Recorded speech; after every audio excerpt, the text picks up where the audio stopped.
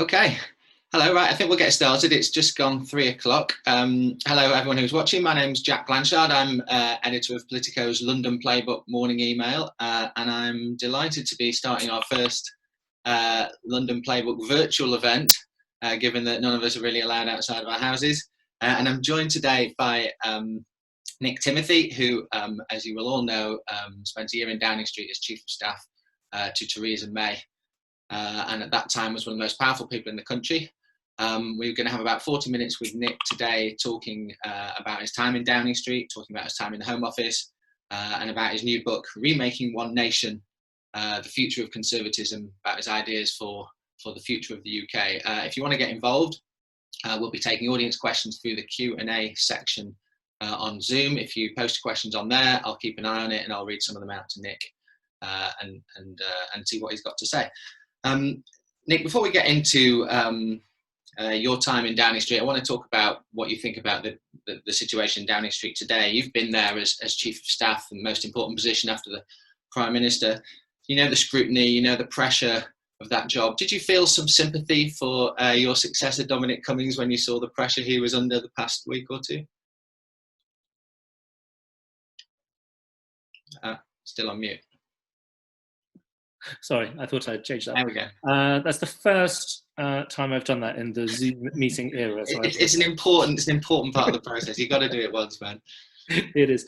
Well, I mean, firstly, I smiled slightly when you said the Chief of Staff's the second most important person. It might be the second most important person inside Downing Street, but obviously, advisors are not more important than ministers. And I think on occasion it might appear that way. And Dom is obviously an especially powerful figure in Downing Street. But ultimately, when politics change and situations arise where ministers might disagree with Dom or might even want to see the back of him, then we'll see at that point who the most powerful people around are. And it is true that while advisors are obviously very influential, they're not normally quite as powerful as the media like to present them. I mean, I think on a human level, I felt enormously sorry for Dom in that situation, mainly because while he is a battle-hardened and maybe sort of cynical soul, his family were dragged into that situation, and that's never nice to see. So yes, I do feel quite a lot of sympathy for him. Do you know him well? I mean, you were both special advisors at the same time in the Cameron government, weren't you? Yeah, I mean, I've worked on and off with him probably for certainly about a decade and a half, I suppose. So I know him reasonably well. I mean, I wouldn't say we're close friends. I've never been to his house or vice versa. But we've any of his houses. Touche. I think I was in the research department when he came into the central office to work for Ian Duncan Smith. I was back sort of running the research department with James O'Shaughnessy in the run-up to 2010 when Dom was working for Michael. We were both special advisors at the same time. We're fellow advocates of leaving the European Union. So yeah, there's quite a lot of crossover there. It just strikes me there's quite a lot of this image of a very powerful advisor, perhaps a bit of a caricature the way it comes across in the press. I mean, that was you 2 or 3 years ago. We were writing the same things, this all-powerful figure, or yourself and Fiona Hill together. Do you sort of, is it all overblown? Do we get far too carried away with this stuff? I mean, you were in there. Were you reading your own press thinking, God, they haven't got a clue what it's really like? Or is it, are we onto something? Well, I think at the time you're so busy that, I mean, firstly, your own profile raises when you're in government in a way that it's like boiling a frog. You sort of, you start completely anonymous and nobody knows who you are and you're just a normal person. And then just slowly but surely, the closer you get to the top jobs in Downing Street, you become higher and higher profile. And I think when you're in Downing Street itself, you're so busy that you don't really read your own press. You've got a vague idea of the things that people are saying, and every now and again you'll see something or you'll be told something and you'll find it slightly strange that you're being written about in that kind of way. I mean, I know some of the things that were said about me at the time and afterwards, which, to be perfectly honest, I don't really recognise. And I think that the idea that certainly, you know, speaking for myself, the idea that that as an advisor you could go around sort of swearing at cabinet ministers and treating them like dirt is just it might happen in the thick of it, but it didn't happen with me in Downing Street.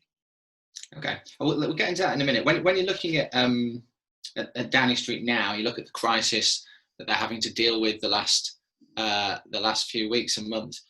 Do you wish you were back in there? Do you wish it was you in there, like helming this, or are you glad to be out, you know, writing about it from the sidelines? Emphatically not is the answer. I mean, I think, firstly, it's a lot easier writing about it than doing it. But I think, you know, I've lived through that and I've done that, and I'm on a new phase of my life.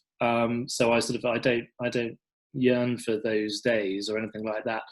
But second, the situation they're in at the moment is one of the worst and most stressful situations you can be in government, when you're kind of chasing your own tail a little bit, because you're kind of being buffeted by events. The things that appear to be the sort of simple, easy, straightforward, commonsensical things to do from the outside are actually quite often very, very difficult to do from the inside. Because, you know, to be able to do them would have required a reform of a particular organisation 5 years ago, or you know, completely different budgetary decisions taken over a period of years, and things like that. So it's very, very hard when you're in the middle of a crisis like this, and you know, it's hard because you're fighting on so many fronts. You're trying to deal with the operational reality in front of you. You're trying to pull different policy levers to aid the operational response to the crisis. You're also having to deal with the opposition party throwing bricks at you, and Labour have obviously got a lot better at doing that recently. And you're obviously also having to communicate well at a time when information is quite uncertain, things are changing reasonably quickly, and especially in a crisis like this, communication is to some extent one of the most important policies, because one of the most important things you can do is to ask people to behave in a particular way. Is the sort of machinery of Downing Street that you've witnessed close hand, the machinery of Whitehall, is it built to deal with stuff like this? You know, do you think it's an almost impossible job being in there, in a job like the one you had, the one Dominic Cummings has got now, trying to cope with this, or is Britain a well-oiled machine ready to react? Well, you said we only had 40 minutes, so I won't be able to answer that question in full. I mean, no is the answer. I mean, firstly, I think, you know, we're talking about Downing Street. Downing Street is a really curiously underpowered institution in Whitehall. You've got a small number of civil servants. You have no management information of your own. That's all in departments. You have sort of all these different power bases around government, and Downing Street itself. Yes, of course, it has the power to hire and fire ministers, and the Prime Minister can scrutinise the work of ministers and sort of put them under pressure and show an expectation of delivery. And obviously, the Prime Minister also needs to communicate well to the country, but it doesn't really have the levers that some of the big departments have. And I think one of the things I would like to see is that the Cabinet Office, which at the moment really is accountable to the Cabinet Secretary, who's a civil servant, should probably be reformed, made much clearer in terms of its remit and its hundreds of different little units that exist, and turned into a proper Prime Minister's department that is accountable to the Prime Minister, probably via some kind of Deputy Prime Minister, or at least senior minister. It feels like, in addition to those sort of structural problems, we weren't very well prepared for this pandemic. We seem to have been prepared for a different type of pandemic, which is not the one that hits. It's sort of slowly emerging. Would you agree with that? Do you feel like, in retrospect, you know, Britain thought it was ready for a big crisis and it just hasn't proven to be? Yeah, I think so. I mean, I think it's true to say that in different risk registers conducted internationally over the years, Britain and America were always the two supposedly best prepared countries for a pandemic, and you know, the international statistics, which I always think should come with a health warning for all sorts of different reasons in terms of comparability, but the international studies do suggest that Britain and America are struggling more than other Western countries. And one of the reasons for that, I suspect, I mean, we will obviously see some form of inquiry in the future, but one of the reasons for that, I suspect, is that we were probably over-prepared for a different kind of pandemic and under-prepared for a coronavirus. Do you remember this exercise Cygnus that happened whilst you were in Downing Street? That I said it was, for people who don't know, it was a sort of pandemic planning exercise the UK government carried out in late 2016, which I seem to remember the press covered at the time with a sort of vague sense of amusement that this was like, you know, ministers were going off to do this weird thing that was obviously never actually going to happen. Do you have any? I mean, you were obviously juggling a lot of balls at that time. Do you recall it at all? So actually, when it was reported in the context of this actual pandemic, I kind of scratched my head about this, and I had a conversation with Jeremy Hunt, because he was the health secretary at the time, and I don't believe it ever crossed my desk. It was an exercise chaired by Jeremy as the health secretary, and so in government you quite often have these big exercises to prepare for things you hope might never happen, but obviously might. Whether that's a terror attack or a conflict or a pandemic. And sometimes these things are conducted at a level where the Prime Minister is fully involved in the decision making, but sometimes those are conducted with the relevant cabinet minister taking charge. And I believe that was one of those. Do you think that report should be published now in the interest of transparency? Well, I don't see why it shouldn't be, and I think Jeremy himself has said that he would have no problem with that happening. Okay, and do you think, you know, this sort of lack of preparedness, or is that a structural thing? Is this to do with, you know, governments always concentrating on the short term and not so good at concentrating on long term, you know, far off things that may or may not happen?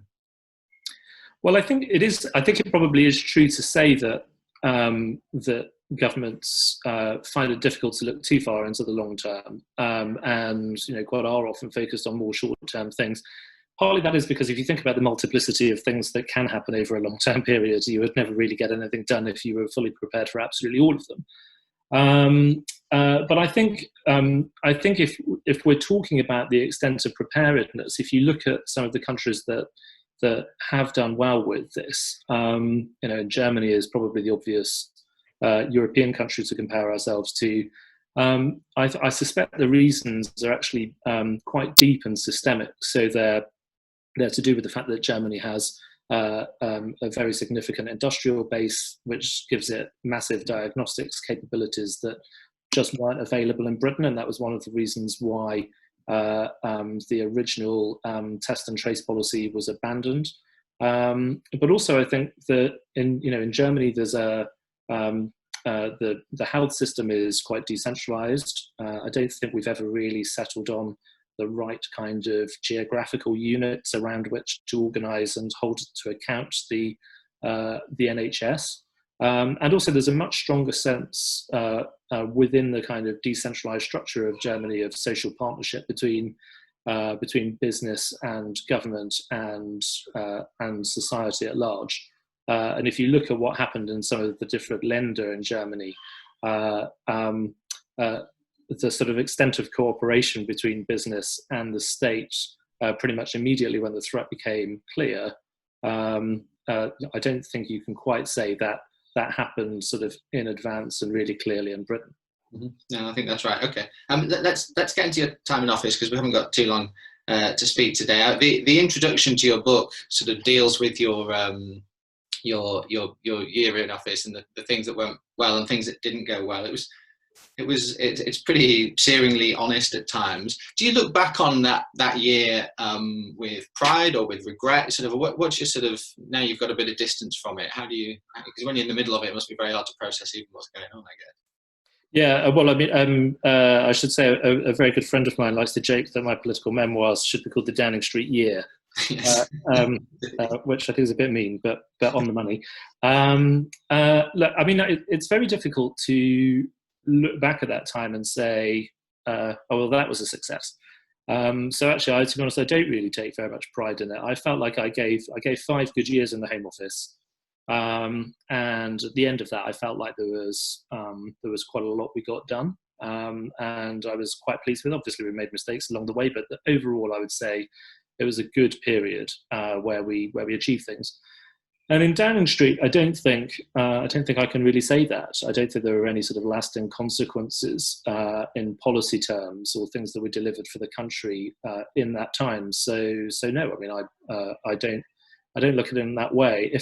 I think if I'm being generous to myself, I would say that I hope that in some of the political strategy that we set at that time, we might have laid some foundations for what Boris then later went on to achieve. So obviously, while the early election failed, the political strategy before that early election was very different to how Conservatives had acted and talked to the country for quite a long time. We were trying to make us much more about active government intervention in the economy through an industrial strategy, intervention in failing markets like the energy market, for example.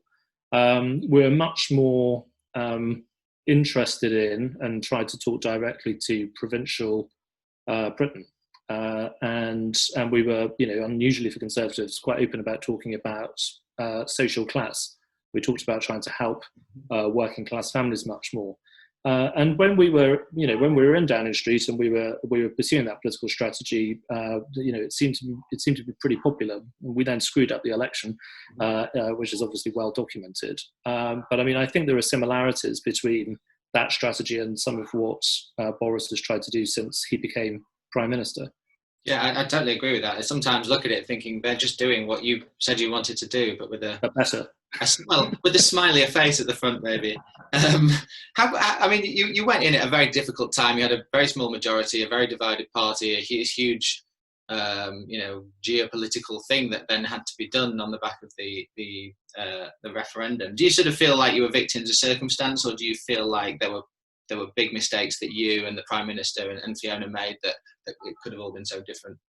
Well, I mean, the circumstances were obviously hard, but it's not like people forced Theresa to become Prime Minister or forced me to take the job working for her. So if you put yourself in a position of responsibility, you have to accept the responsibility.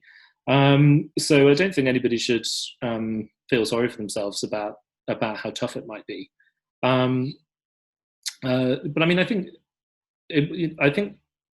you mentioned the small majority we inherited. The thing about the Brexit referendum, I think, is because the country in God knows how many elections before Brexit had mainly made political decisions on the basis of socioeconomic choices, because the dividing lines in elections have tended to be on socioeconomic issues. And then Brexit came along and the choice was much more about culture and identity. And for that reason, it split straight through the electoral coalitions of the two main parties and also the coalitions of politicians that existed in Parliament too.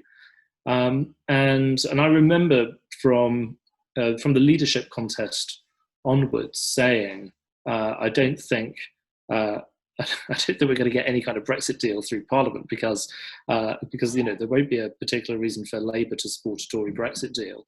And there are far too many sort of avid Remainers on the Tory side that go way beyond the size of the majority. And if you compromise in any way, you'll upset the other end of the party too. So I don't see how we're going to get through it.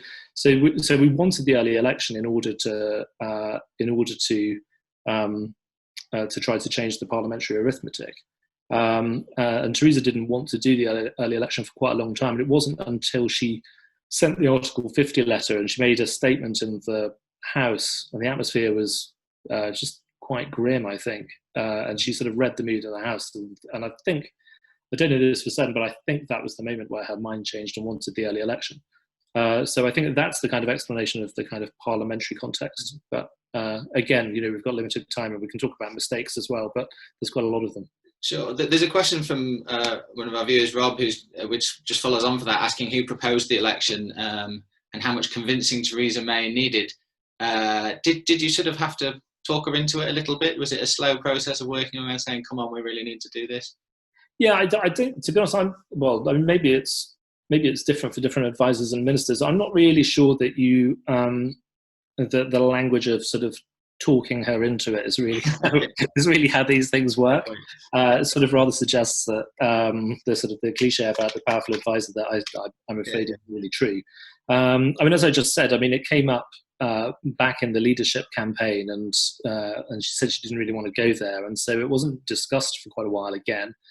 And then, you know, each time something happened in the House, you know, actually we didn't lose a vote, but that was mainly because Gavin Williamson, who was the chief whip at the time, either sort of threatened to break some bones or set his tarantula on people, or just pulled the vote because we were going to lose it anyway. So each time there was a difficult vote, it felt like we were on the cusp of losing, and so it came up in conversation in those kinds of contexts. And then actually the pressure really started to build in the sort of in the couple of months before she did actually call it. I remember, I mean, we won the Copeland by-election, which the Tories had never won in that part of the world ever. And I remember we were getting text messages from ministers saying, wouldn't an election be a good idea? We could win a few more Copelands. Mm-hmm. And I remember, you know, newspaper columnists writing about election, the need for an election, and actually senior civil servants were saying, look, you know, we think that there isn't really a way through on Brexit. You know, we think that you might need to do this. So I don't think it wasn't quite a case of like talking her into it, because that's just not how it works. I think it was more that it's a really big thing for a prime minister to decide to call an election, you know, because it entails all the risks that were then borne out. So it's natural, I think, that it probably took her a while to reconcile herself to it. But I think it was events really that drove her to it. And what happened in the election is obviously very well documented. Do you think, it's sort of big picture, in the end, you actually underestimated Jeremy Corbyn, that you thought you could almost put anything you wanted in a manifesto, even if some of it was unpopular, because you were just going to win because you were so far ahead and he was so unpopular? Is that fair? Yeah, I don't think it's not like we're sitting around in a room in central office thinking, God, that guy's such an idiot, so we can get away with whatever we want. But I think, you know, obviously we did underestimate him because, you know, I think, you know, we forget when we talk about it now, but we actually picked up a net 2.5 million extra votes. I got the highest share of the vote the Tories have had since 1983. And in 1983, Aston Villa, my football team, were champions of Europe. That is like how long ago that was. The problem with the election was that Labour surged really unexpectedly, and there are all sorts of reasons that we can speculate as to why that happened. But it was a surprise to a lot of people, even on election day, the Labour surged to the degree that they did. I mean, I think in central office on polling day, I think, you know, they were still expecting us to win seats that actually we did win in 2019, like Sedgefield and Bolsover, and, you know, I think they were thinking about a majority of about 60. But incidentally, the same opinion was held in Labour HQ on the same day. They thought the same. So while we knew the campaign hadn't gone well, the Labour surge was a surprise, and we did take a calculation that was a deliberate calculation in the manifesto that we thought we had some political space to make some decisions that we thought that the country needed, that might be. You know, and certainly seems, with hindsight, to be a bit brave in the yes minister sense of the word. And so we did include some things that were quite difficult to present to the country, and obviously in the case of social care turned out to be pretty unpopular. Yeah, although it's obviously worth noting that here we are 3 years later and we've still got the health secretary going, yes, we really must sort out this social care thing now, mustn't we? Which party leaders have been saying for 10 years and counting now. Yeah, and the thing about social care is, I mean, it's, you know, anybody who's had an elderly relative who's had dementia knows how awful this is, and, you know, that is what happened with one of my grandmothers. But it's not just, you know, it's not just the sort of the pain and the indignity suffered by the individuals. It is that people live with this risk of losing their family home. And it is that social care, when it's poorly provided, has a massive knock-on effect for the health service. And a lot of the trouble we've had with the health service over the last few years have been to do with a lack of social care beds to send elderly patients onto. And in the end, we've only got a finite number of choices in terms of how we run it and how we pay for it. And it can be paid for through general taxation, which would ask younger generations to face even higher taxes at a time when they've suffered 10 years of wage stagnation, ludicrous house prices that make it very difficult to afford a family-sized home. The idea of saving for a proper pension for these people seems like a lifetime away in many cases. So it would be very tough to ask people to pay more through income tax. Or we can look to some of the richest people in society and say, well, we might be able to raise more money through the taxation of wealth, which was the logic behind what we proposed. Yeah. And we need to get into Brexit.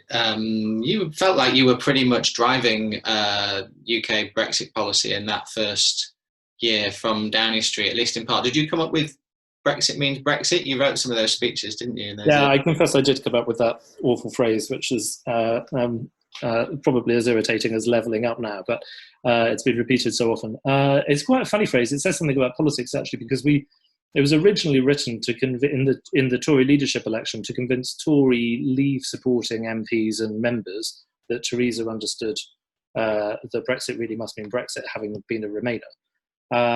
And then later on, it ended up being used for her to castigate people who didn't seem to get that Brexit really did mean leaving the EU. And then I think later on it sort of was then used, I think, to mean that something like Norway plus didn't really amount to Brexit. So it was a slightly strange phrase that evolved in purpose for quite a long time. I think what I say about the role of advisors, it often gets overstated. People like to sort of hype up the controversy of advisors, and when you're in post, you can't really answer back. So some of these things stick, but. It's sometimes said that I personally, alone in a room with Theresa, came up with these red lines, which then made Brexit really difficult to negotiate. The problem with that is, it's completely untrue. And like the idea that sort of grown-up cabinet ministers would actually put up with that, or a senior cabinet secretary like Jeremy Hayward wouldn't say. It's literally his job to make sure that cabinet government actually happens. Wouldn't say that that's inappropriate. Is slightly fanciful, but also the red lines that people often talk about, leaving the single market, leaving the customs union, not being subject to the jurisdiction of the European Court. Those things, I think, to me, are what Brexit is. They're not red lines. They're a description of when you leave an entity that consists of a single market and a customs union. Mm-hmm.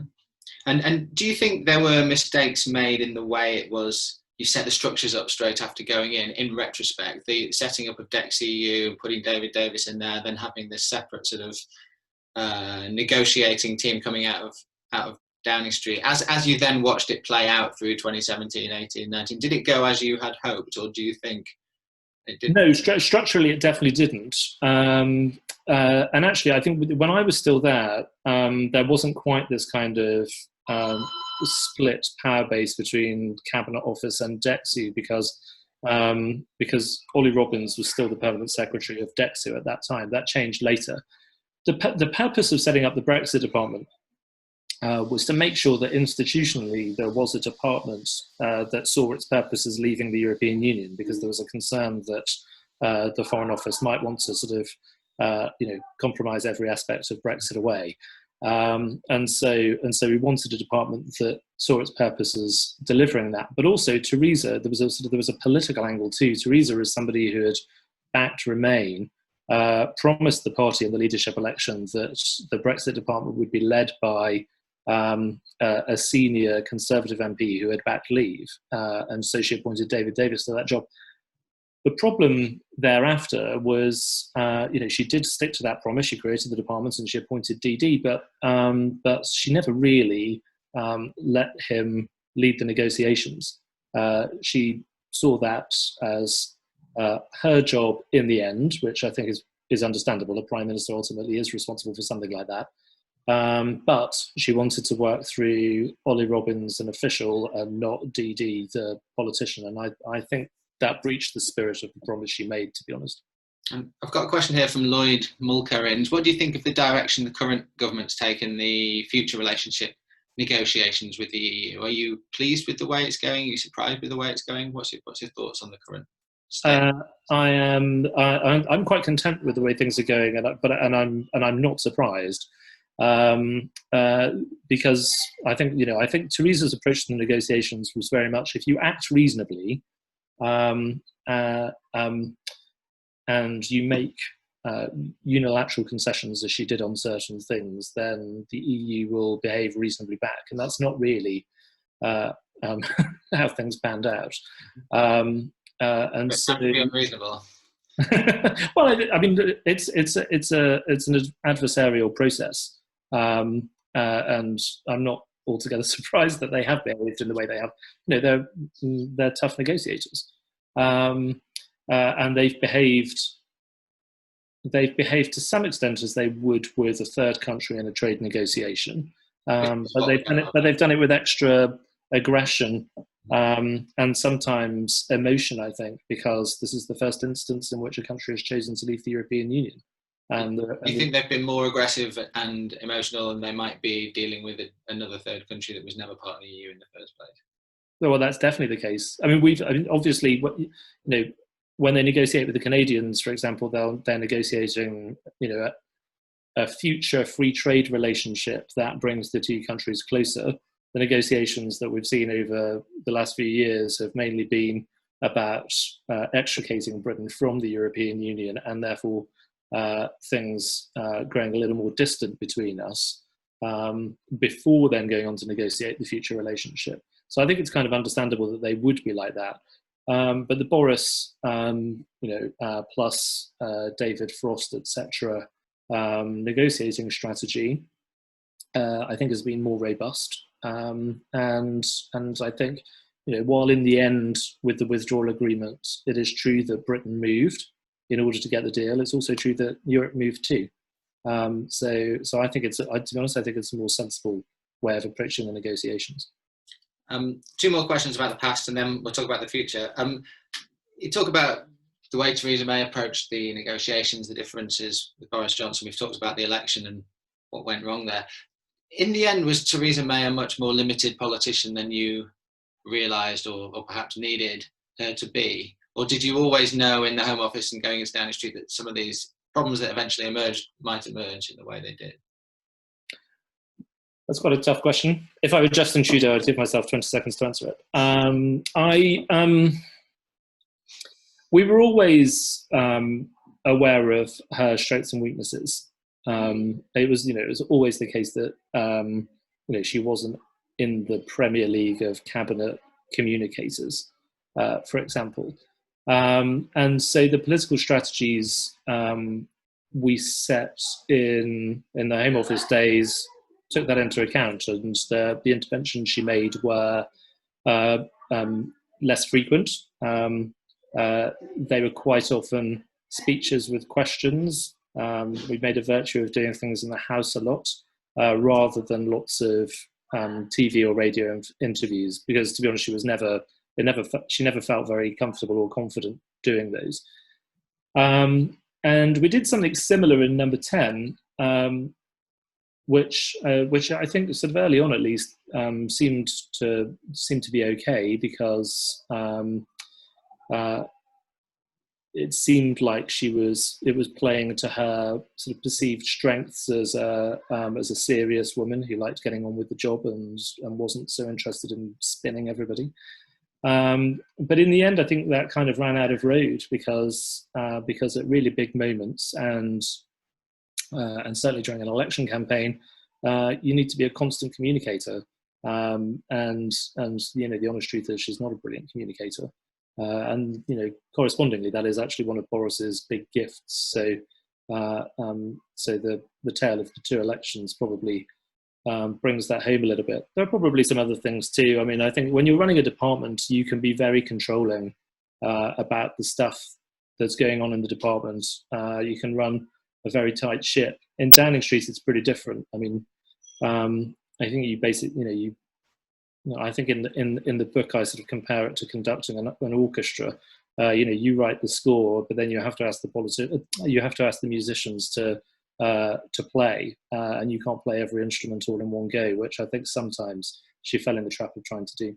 Yeah. Okay. And everyone remembers you for your year in Downing Street. You spent a long time in the Home Office yourself, and Fiona and Theresa, and actually much longer there, and as you say, in a sense, more effective in terms of policy implications. I've got a question from an anonymous person, but it's quite interesting, and especially in the context of what's happening in America right now. What do you think of your achievements in the Home Office, and how do you reflect on the Windrush scandal that broke after you were there?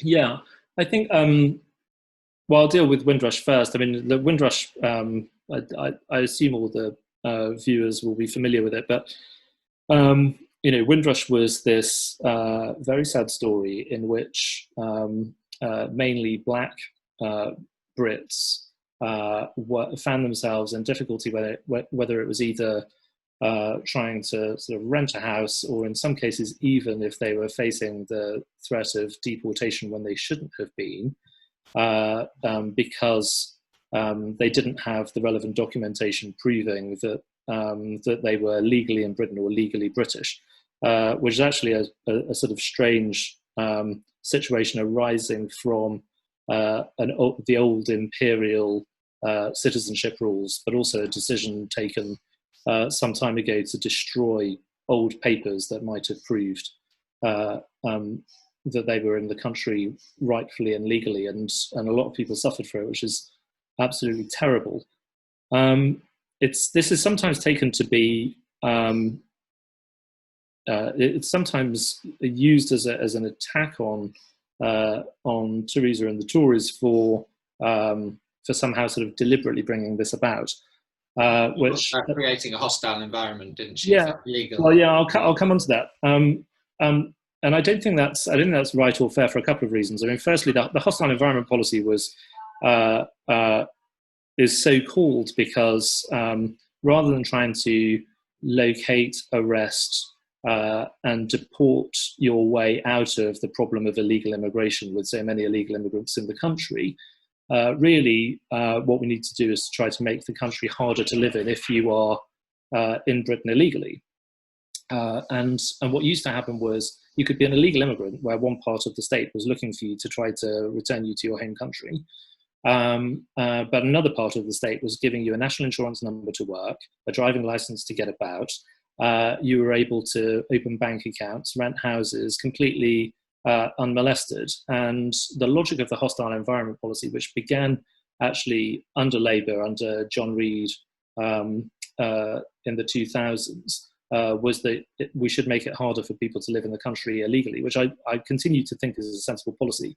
The problem was that it was then applied mistakenly to people who didn't have documents to prove that they were in the country illegally, or were in the country illegally. Shouldn't you have seen that was going to happen? I mean, there were warnings at the time that, trying to create this kind of environment, you can create it for far more people than you intend to do. No. So the only warnings that ever came to me were that some people said, well, this might lead to sort of landlords making decisions on a racist basis. To which our answer was always, well, we're quite confident in the equality laws. If that ever happens, then the relevant people should be prosecuted. But I was certainly never warned about the existence of this cohort of people who couldn't prove that that they were legally British. And this idea that we were somehow uncaring about black Brits at the very time that the Windrush policies were being worked on, we were taking.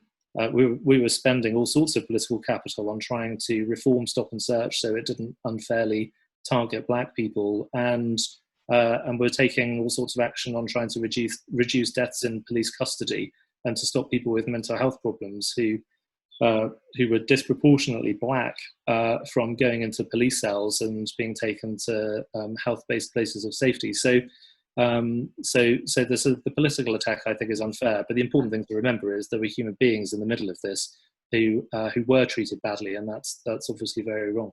And just quickly on that, because we are running out of time, on the stop and search, there's been quite a backlash against what Theresa May did with stop and search since crime started to rise towards the latter end of the last decade. Do you stand by that? Was it the right thing to do, or in retrospect, was it not? Well, I think the changes we made there was never a sort of like headline target to simply reduce stop and search. The problem that we inherited when we were in the Home Office was that stop and search was being used illegally right across the country. So we commissioned the Inspectorate of Constabulary to look at the use of stop and search under the Police and Criminal Evidence Act, which gives the power to the police to stop and search if there was reasonable suspicion of criminal activity. And when HMIC looked at this, they found that more than a quarter of all searches were carried out illegally. And at that point, there were more than 1 million searches under the Police and Criminal Evidence Act a year. So that means more than 250,000, mainly young black men were being stopped and searched illegally. The reforms we introduced were to stop the abuse of no suspicion stop and searches, which came under the Public Order Act, which were effectively being used to just grant permanent no suspicion stop and search powers, which was never what the legislation was for, and to require the police to prove that a stop was being carried out illegally, and in some cases to explain to the community before and after why the powers were being used. And yes, there was a political intent to make sure that those powers were used appropriately and not targeted unfairly against black people. But there was never an intent to say stop using stop and search, because stop and search is an important police power. So for the reforms that we implemented, I think they were the right thing to do. In your book, you talk about how the country needs to change moving forward, and you talk about an over-reliance on an emphasis on the balance between state and market, and not enough emphasis on communities. The world's changed completely in the last few weeks since your book came out. Are you still right? Do we still need a much more community-based politics, or do we need to rethink everything again in a post-pandemic world? Well, I'm one of those people who is guilty of saying the pandemic proves my previous arguments right. You and everyone else then. So I apologise for that. And basically what I say in the book, what I'm trying to do is I'm trying to look at the problems that we have today and go back through the policies that have got us to where we are, and to then look at the philosophical assumptions that lie behind those policies. And without going into the philosophy of this now, I sort of say that I think our political classes are probably more ideological and more philosophically affected by certain trends of within liberalism than they realise. And instead of trying to think about politics as this kind of constant battle between how big the state is and to what extent we want to emphasize the purity of the market or individual freedom, actually a strong society relies on a partnership of three between good and often active government, the opportunities of freedom for the individual and for and the innovation and prosperity created by markets, but also community too. And I think one of the problems that we've had is that community resilience, which actually is the thing that successful societies rely on, and actually capitalism itself really relies on. Community resilience has been undermined a lot by certain forms of big government, but also by this kind of blindly ideological commitment to markets. The other thing that's shifting very quickly in a post-corona world is the UK attitude to China, and you've written a lot about this over the years, but we've got to finish in a sec, but I did want to ask you about it before we stop. So last question really, but it feels like we're at a tipping point in the Western attitude to China right now. It feels like the UK position is shifting as we speak, literally today, the announcement on Hong Kong citizenship. Is Britain getting closer to the position on China that you want it to be? Were you right all along? And what do you think of when you look back on George Osborne and that golden age stuff that was only a few years ago, when it was supposed to be this great new era of closeness? Yeah, well, I think, I mean, when I worked in the Home Office, I was party to a lot of reports by the intelligence agencies. And so I got quite a gory close-up view of some of the things that the Chinese state gets up to in Britain and other Western countries. And that's all about them. there are limits to what I can say about it. But it's fair to say that there is absolutely massive industrial espionage going on, and there has been for years. And we've been incredibly naive, I think, about the way we've handled China. Aside from the industrial espionage, there's been massive dumping of industrial Chinese goods. They've been setting debt traps for all sorts of countries around the world, where they might build a port for a particular country, and then when that country can't pay for what they've built, then they grant their military access to said port. They're building islands in the South China Sea, and I think actually, far from cowing Chinese ambitions, COVID has actually prompted them to become more assertive and more aggressive. So in the last few weeks, we've obviously seen the security law in Hong Kong, but the Chinese planes have been flying sorties over Taiwan, and in one case, their pilots actually locked onto Taiwanese jets. They're adding installations to the islands in the South China Sea. There's border confrontations with China. They sank a Vietnamese vessel in international waters. There's all sorts of things that they're getting up to, and I think it is showing the world the reality of the Chinese regime. But more alarmingly, it's actually showing that China perhaps isn't thinking along the very long-term strategies that we've previously expected, and that actually they're getting more confrontational now and in the short term. And in terms of the British approach to China, that did Cameron and Osborne get it all wrong, and is this now closer to where we need to be? What we're starting to see? Well, I mean, in a word, yes. I think the Golden Era was an incredibly naive undertaking, and yet, there were warnings about it, so they were doing it with their eyes open. But I think if